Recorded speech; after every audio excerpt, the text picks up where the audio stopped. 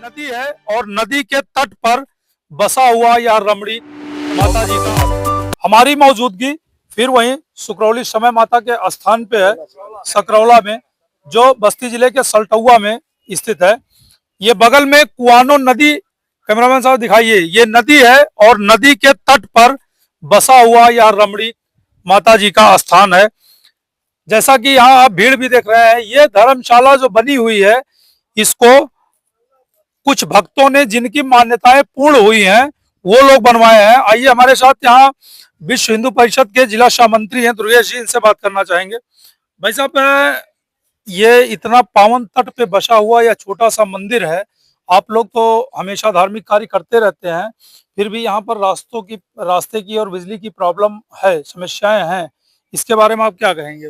हम लोग जो है इसका आह्वान किए हैं प्रशासन से और क्षेत्र के लोगों से भी कहना चाहेंगे कि रास्ते के निर्माण में अगर हो सके तो श्रमदान भी दें और प्रशासन जो हो पाए वो करेगा। लेकिन ये दुर्भाग्य है कि इस तट को दिखाइए, इस तट पे लोग स्नान करते हैं और कढ़ाई वगैरह चढ़ाते हैं, लेकिन इसकी सफाई ना के बराबर है। अच्छा, स्नान यहाँ लोग करके यहाँ कढ़ाई चढ़ाते हैं? हाँ हाँ, और कुआनो तट है ये, और जिसकी जिसकी मान्यता पूरा हुआ है वो लोग धर्मशाला भी बनवाए। अगर रास्ता यहाँ सुदृढ़ हो जाएगा तो लोगों की भीड़ और लगने लगेगी और लोग आने का यहाँ जो है प्रयास करेंगे। धार्मिक आस्था का प्रतीक ये नदी दिखाइए, ये कुआनो नदी है, जहाँ की नदियां हमेशा पवित्र मानी जाती हैं। यहाँ लोगों का किस तरीके से जाके स्नान होता होगा, जो अपने आप को श्रद्धा से आते हैं और यहाँ स्नान करके यहाँ कढ़ाई चढ़ाते हैं।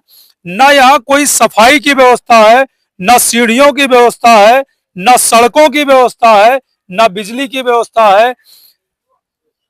लावारिस तरीके से यहाँ पर सारी व्यवस्थाओं को छोड़ दिया गया है। शासन प्रशासन की यहाँ पर किसी भी तरह का कोई सुविधा देने का जोखिम उठाना सरकार नहीं चाहते हैं। शासन प्रशासन के लोग अगर धार्मिक स्थानों पे या धार्मिक संस्थानों पे, धार्मिक जगहों पे अगर इस तरह का व्यवहार हो रहा है तो इसके बारे में कहीं ना कहीं यहाँ के जिम्मेदार अधिकारी या नेता भी इसके बारे में पूर्णतः जिम्मेदार हैं, क्योंकि इस पवित्र स्थान पे ये व्यवस्थाएं होनी चाहिए। जो कि डीएम को ज्ञापन भी दिए थे। जी, क्या नाम है आपका? गोपाल सिंह। एसडीएम को आपने ज्ञापन दिया था तहसील पे, हाँ, भानपुर तहसील पर।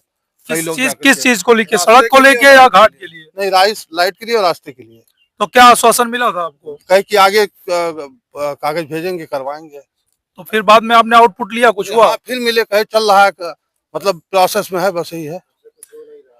यानी जैसा कि आपने सुना, करके आते हैं पूजा करने जी, पिछले साल जब बाढ़ आया तो हमारी 45 साल उम्र है, ये हमारे आजा बाबा के जमाने में एक राममिलन सोनी जी थे, यहाँ हाथी लगवाए थे बहुत बड़ा, हमको याद है, हम छोटे से थे, हमको लेके आते थे वो।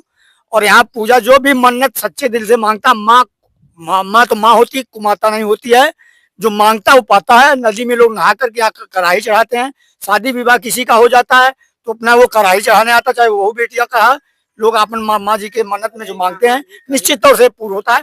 हम सरकार से चाहते हैं कभी काल जैसे साल 2 साल बाद कोई मानता मान देता है तो शादी ब्याह यहाँ भी लोग आकर के करते हैं। इस तरीके की यहाँ व्यवस्था न होने के कारण यह मंदिर एकदम बिल्कुल लापरवाही हो चला। जैसा कि आपने सुना कि यहाँ पर लोग इतनी व्यवस्था के लिए लोग प्रशासन तक गए, लेकिन प्रशासन का वही पुराना खेल कि प्रोसेस में है। वो प्रोसेस सरकार का कब खत्म होगा या प्रशासनिक लोगों की निगाह इस पे कब पड़ेगी, यह अपने आप में एक देखने का विषय है।